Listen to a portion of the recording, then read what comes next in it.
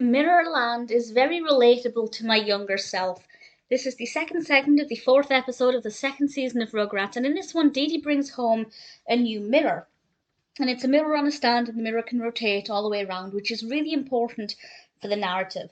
Chuckie decides to explain the science behind a mirror, which is that there's a whole other world in there. And I think, like most children, I loved looking in the mirror and imagining being able to grow to cross through it or to go through to the other side. And I won't deny that when I was younger, I have on more than one occasion tried to, put my hand through it.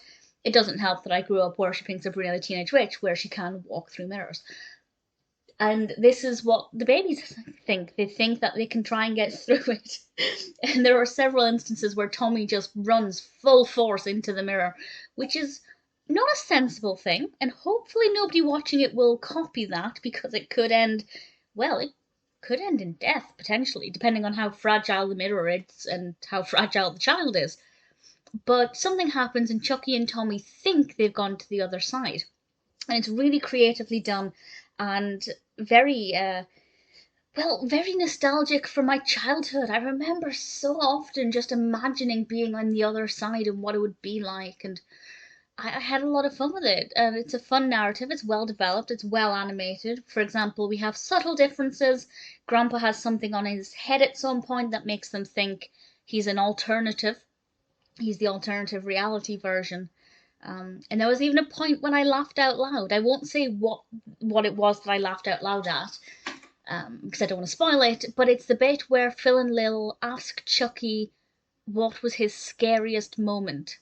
And the answer the answer that Chuckie gave was just not what I was expecting at all, and I rather enjoyed that. Do I remember this episode? I'm not sure. I think I might remember bits of it, certainly not all of it. When I was watching it, I couldn't predict exactly what would happen next. It didn't all come flooding back to me. But it certainly, I mean, who knows? Maybe my initial dreams of going to the other side of the mirror started with this episode. It's not impossible.